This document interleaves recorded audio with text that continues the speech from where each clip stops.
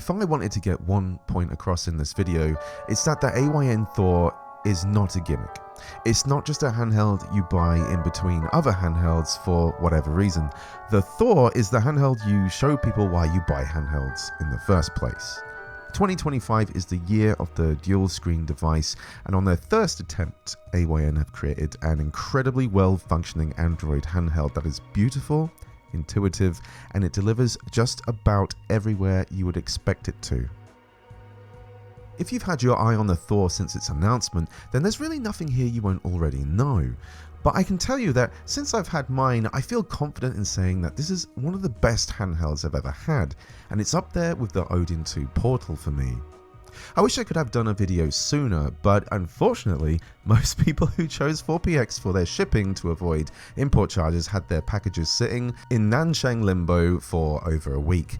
And what made this worse is that using DHL didn't seem to incur any import duty, at least in the UK, so there was a rather pointless wait.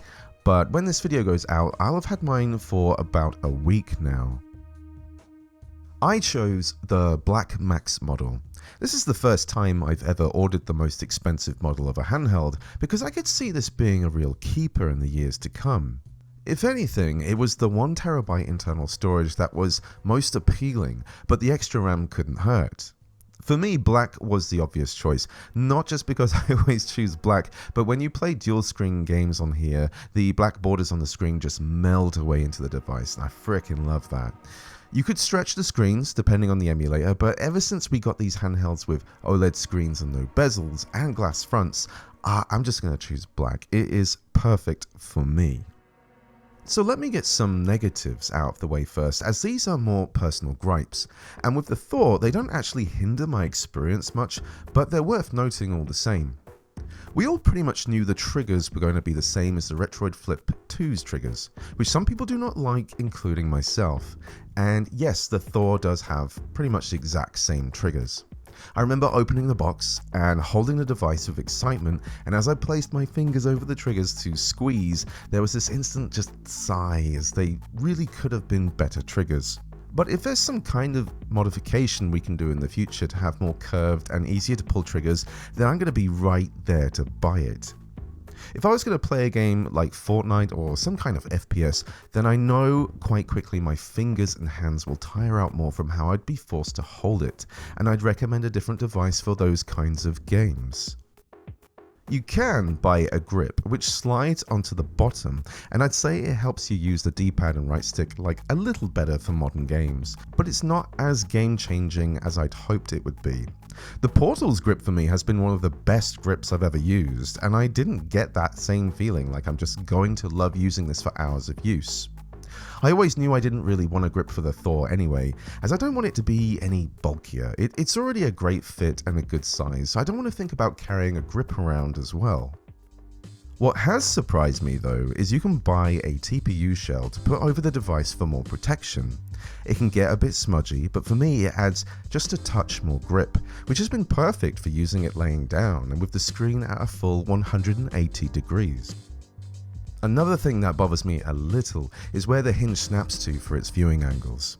I don't have a problem with the hinge itself, it's just that as you're snapping the screen to the next viewing angle, I instinctively want to have the screen somewhere between the middle position and the full 180 degrees. I can just about move the screen to the preferred angle, but any kind of jolt will snap it back. So I find I just have to adjust my wrists and play in a way that the angle seems natural to how I look at the device. It really is a nitpick, but after years of using Nintendo DS's, it does feel a bit wrong and something to get used to. There's a lot to talk about with the Thor in terms of its software, what it's capable of, battery life and so on. There's already a lot of good videos out there that deep dive more into those things, so I want to keep this video more about my experience with the Thor and what my use case for it is. In terms of hardware, this is essentially an Odin 2 with its 8 Gen 2 processor. A year ago or so, I'd be showcasing games up to Nintendo Switch and saying how wonderful that is. But now the options we have between high quality streaming to much more efficient Windows emulation, even some PlayStation 3 and Wii U now, the line is blurring between what an Android handheld can do and what you need an Android handheld to do. It's pretty crazy that if you wanted to, you could play Metal Gear Solid 5 The Phantom Pain using Gamehub from your own Steam library. That's your game that you own and emulated on the Thor. And generation-wise, it's a game that's pushing PlayStation 4 and Xbox One. It will absolutely drain the balls off your battery though. Just testing from the title screen up to the open world segment nearly drained up to 40% of the battery. And that was skipping every cutscene possible. But damn was it impressive to see. And it makes me a little more excited to see what the Odin 3 is going to be able to do when it arrives. However, if you don't go out much and you have a good PC, streaming is absolutely the way to go and is a magical experience if you have a setup that doesn't drop frames or connection. One of the words I described the Thor as was intuitive, and when you first open your Thor, you will wonder if it'll be more complicated to use than a single screen device, but within seconds after installing apps, you realize it's so easy to open whatever app you want on whatever screen. Bear in mind, if you don't have an app on the home screen on the top screen, you can just swipe up from the middle to show all your apps and pick it from here and add it back if you need to. I wanted to complain that you can only swipe up from the top screen to see your tasks and close them as necessary, but it's really my own fault that I can just as easily press the AYN button and select tasks at the bottom to do the same thing. The AYN button will bring up the Thor software, and you can select what screens you want to use along with their brightness and volumes, view your tasks, or look at settings, which is just a better way of seeing some of the main handheld settings you'd see when you swipe down from the top, and it just makes quickly adjusting some settings for whatever you're doing very quick and intuitive. The 120 FPS mode with the bottom screen still showing is great, even if the cost is the bottom screen having some screen tearing, but switching back to 60 FPS mode puts both screens at 60 FPS and solves that issue. It's not the perfect solution, but for my use case, it literally doesn't bother me much at all. So let's crack on with playing some games, shall we? For a front end, I'm still using Pegasus, but there are some exciting dual screen front end prospects on the horizon. I've been opening Pegasus with this Switch theme lately, and the whole thing can be used with touch. I also found it to be so liberating to be looking at my games on the top screen with a file manager on the bottom screen as I sort things out like texture packs or whatever. It's been fantastic. It's also been awesome, for example, if I have been downloading something on the top screen, I could just open my front end on the bottom screen and play something suited for that ratio. It's not something I do regularly, but it's very cool nonetheless. It's at this point where the prospects of two screens are really just whatever you can imagine, whether it's listening to music in one app and playing on another, viewing guides as you game.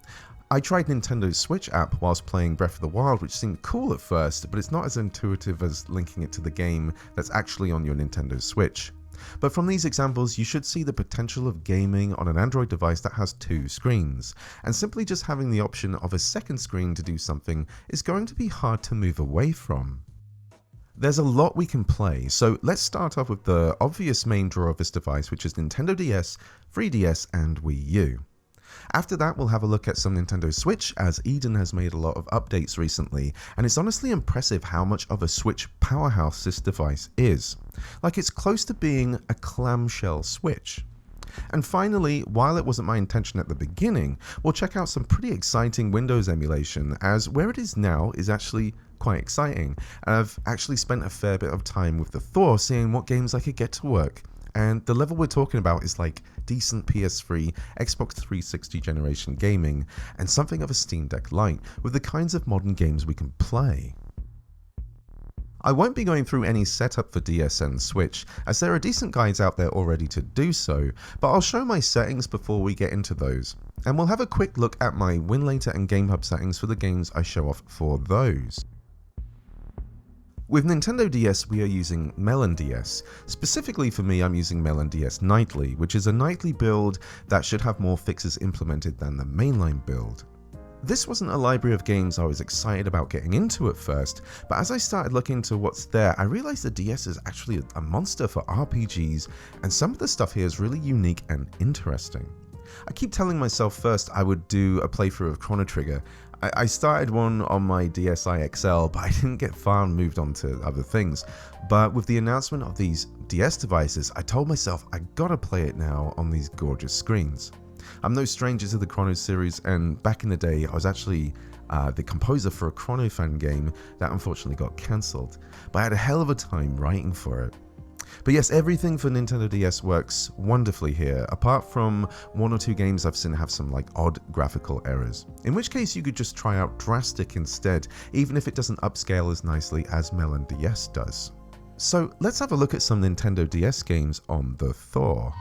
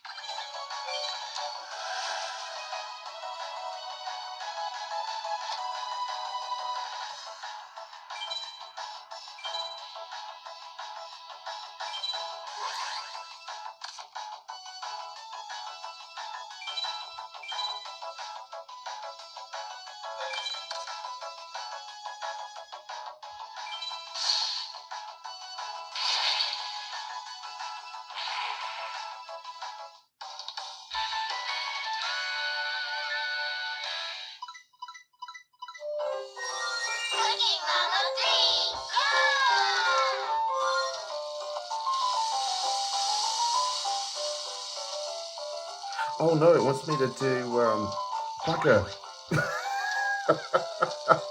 I should have practiced.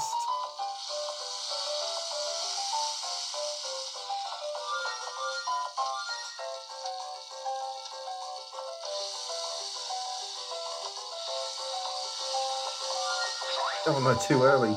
Is that cooked? Bloody hell. Keep it up. You have poisoned Mama. Not making anything more with you, Mama. You're crazy to cook with. Jesus. Gordon Ramsay wouldn't have had to put up with that.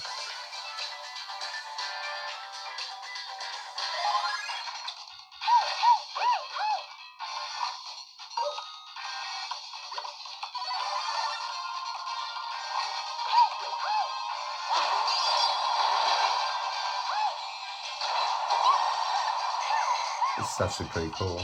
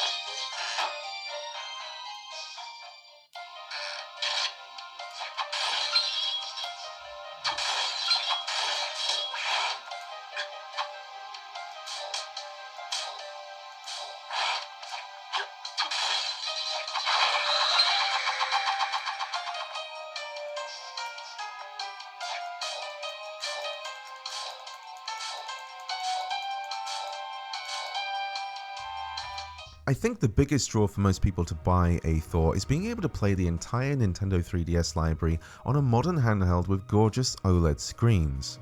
In terms of power, the Thor has more than enough to handle every game on the system, and even the light model should be enough to play the entire library also. But with the 8 Gen 2 chip, we can absolutely take advantage of upscaling, and a lot of these games look wonderful because of it. Although there are a handful of games for whatever reason that will suffer a performance hit if you go too high.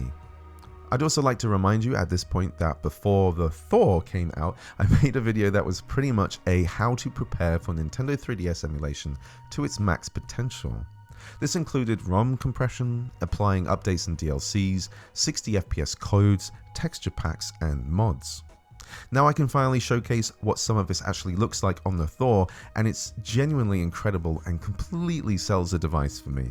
My only regret for this video is I haven't had the time to really dive deep into any specific game, but alas, let's get into a showcase of what some of the games can do on the Nintendo 3DS.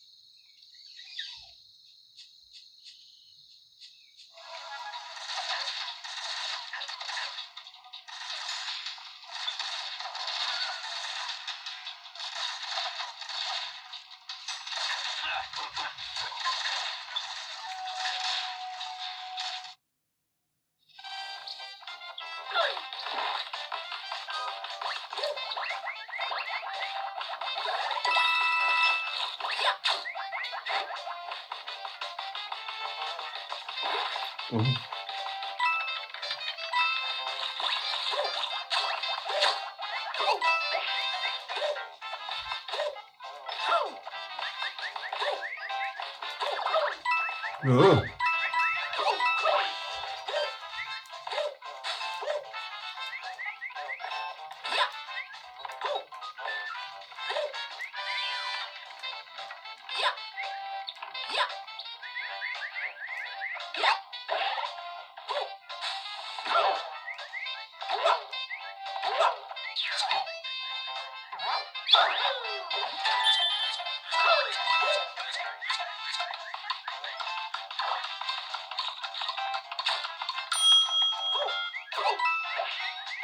Oh, no way.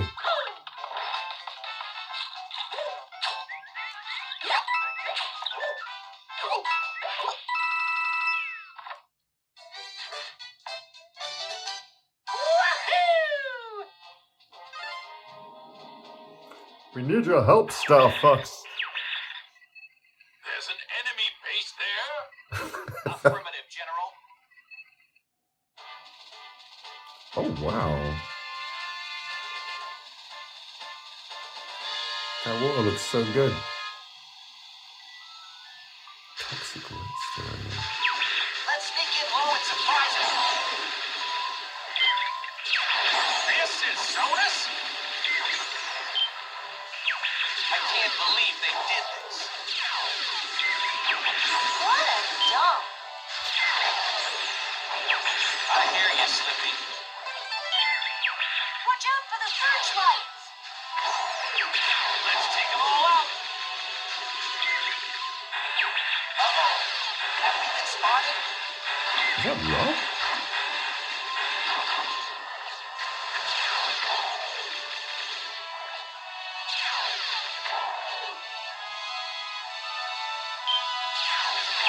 Fox, get this guy off me. This is real. Oh, that was too close.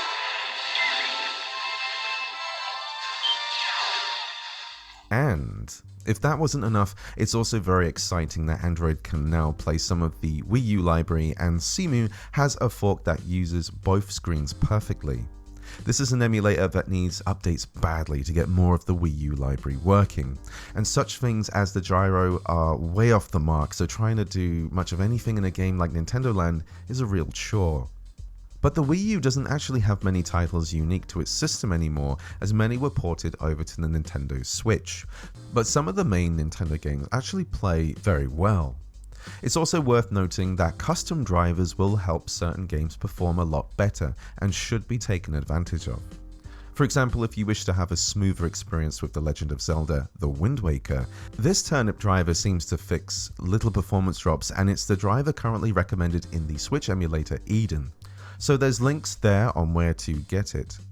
I also have this Biosensor MK1 driver, which I was testing on my Portal. This driver made games like Mass Effect 3 and Devil's Third have far less graphical errors on screen and made them much more playable. Another thing worth of noting is this option called Graphic Packs. Pressing the download button at the top will grab whatever it can find for your games, and now you'll have options to apply fixes or change the resolution of a game, which can improve performance. So let's have a look at some of the Wii U games that work on the Thor.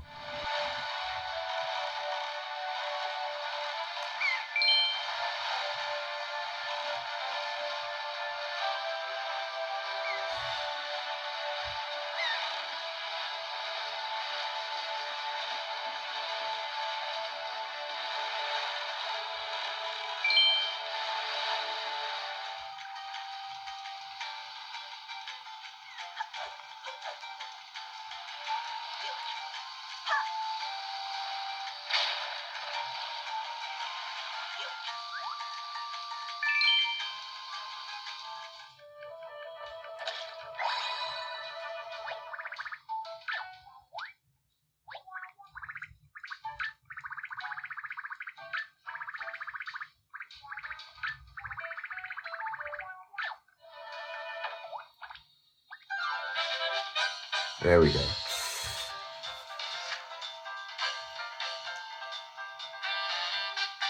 Alright, I've got broken shoes, or shoes I can paint. Whoosh.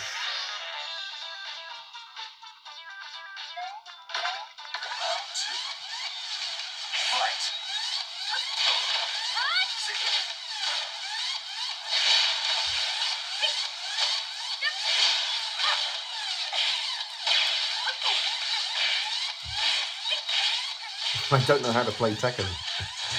I do not.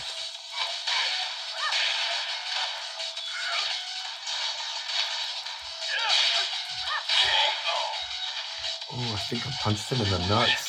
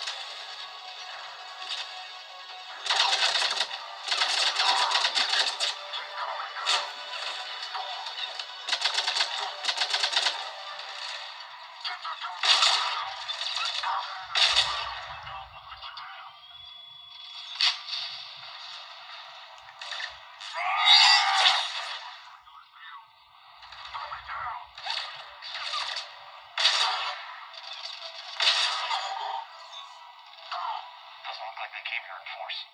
Yeah.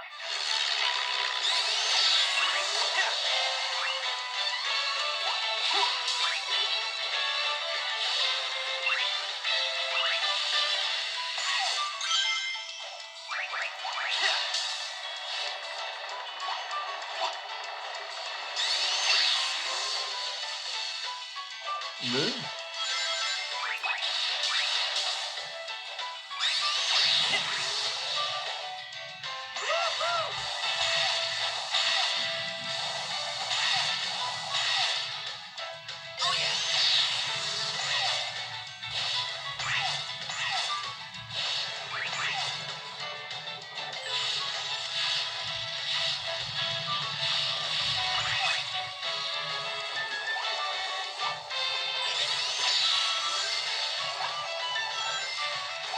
Oh.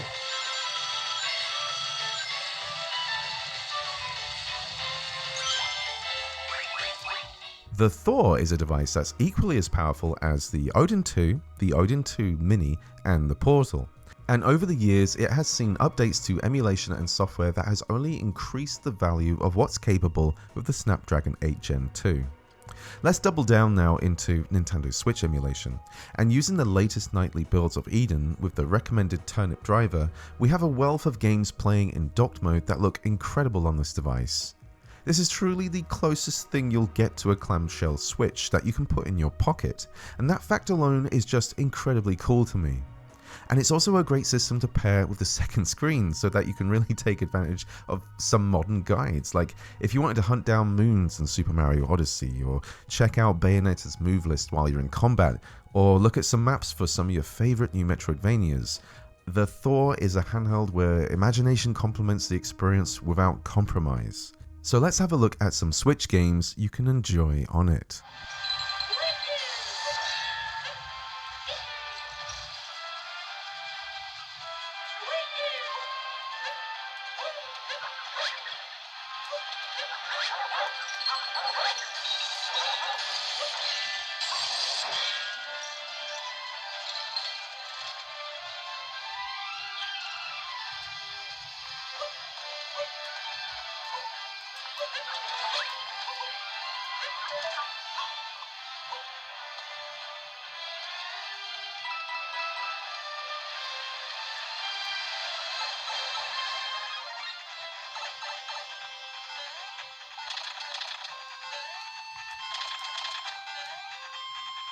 I thought he was going to go back.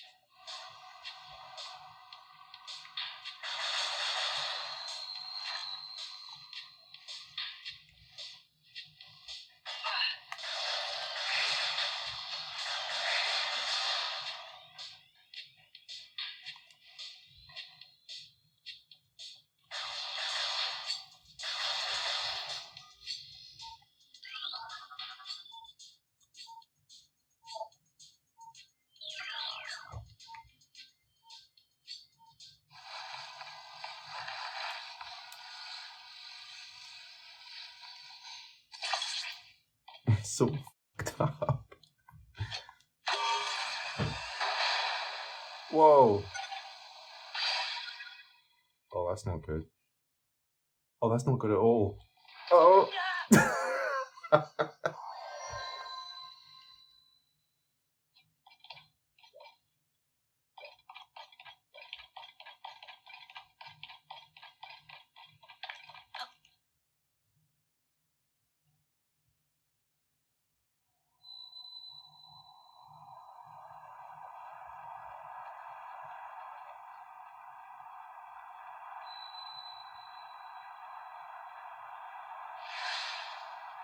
Is it gonna crash?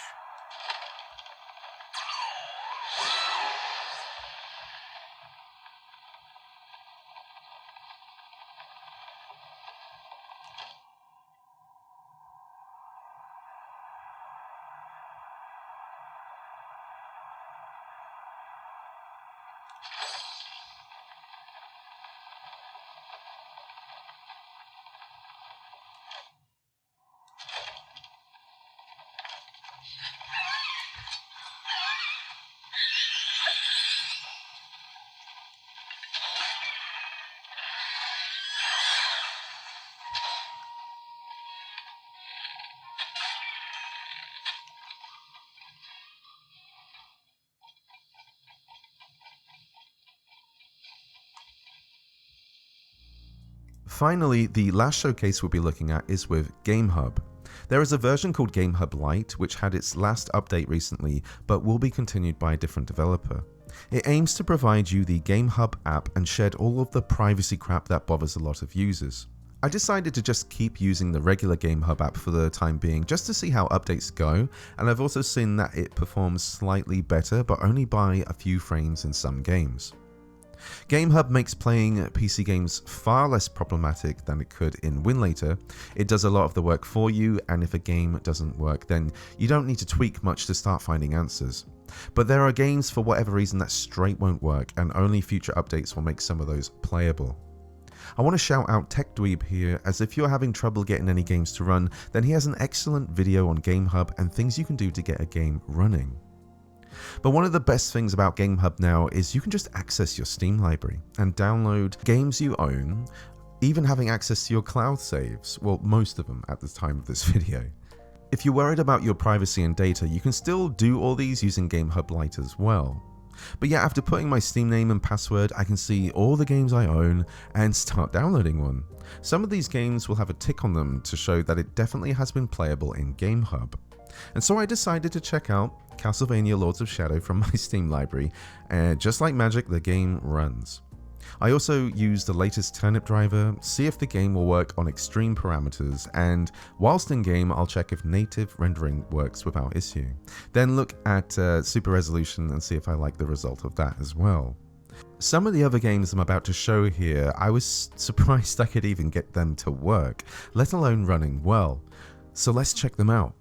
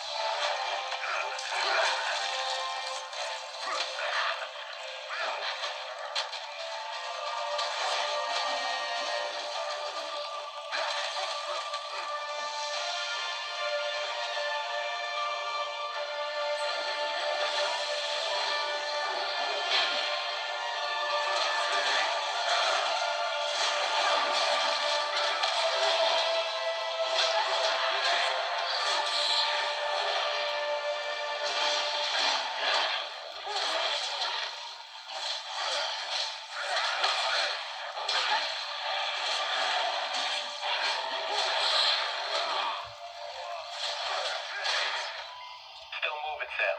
I'm seeing a lot of militia down there. Might get loud. Just keep it quiet as long as we can. Move into the side entrance. Last one was heavy. American diet. All these CIA guys eat cheeseburgers that weigh 1,000 pounds. I hope he enjoyed his last one. If he stayed home like he should have, he kept to have plenty more. Instead, he came here. You get between the boss and something he wants, odds are you will end up dead. I'm sure this guy didn't want to defend our gutless coward Coben either. If we could ask him, he wouldn't be dead. If we could ask him?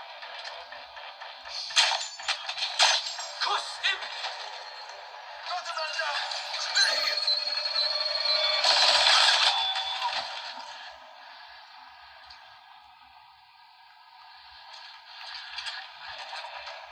Sam, you've got multiple targets ahead. One on the balcony. Survival stealth approach. Go into the room to your right, out the window and traverse the ledge.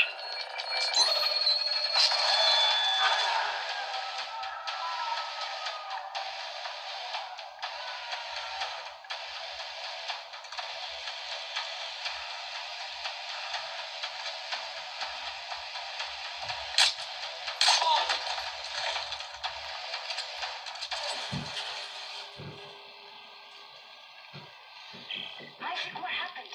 Are you alright? Why are you helping me? If Tyrant finds you, more people will die. Including me. Not if you follow my route. I don't like this. You don't have to like it. Just hurry before you get locked in.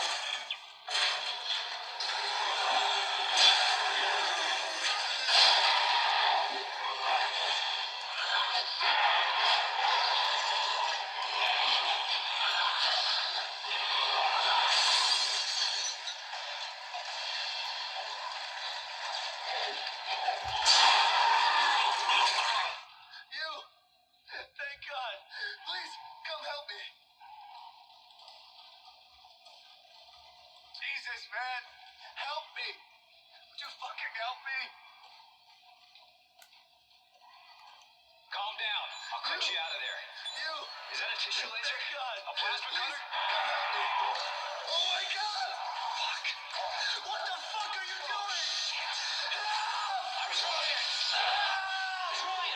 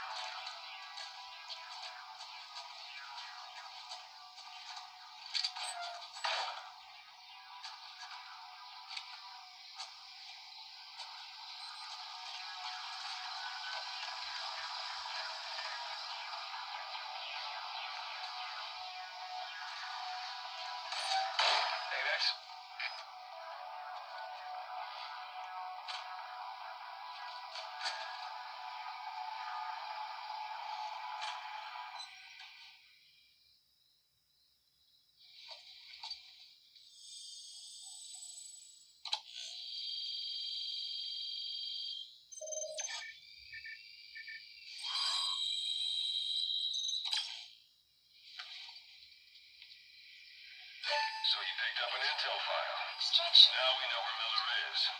I'm marking it on your iDroid. The map has been updated.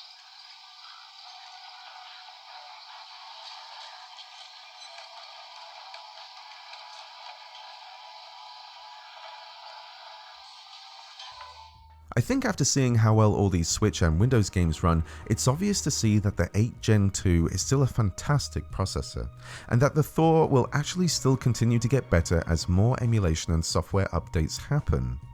It's been the case for a while that we've needed software to start hitting new milestones to take advantage of the handhelds we have now, and it's slowly getting to some new exciting places.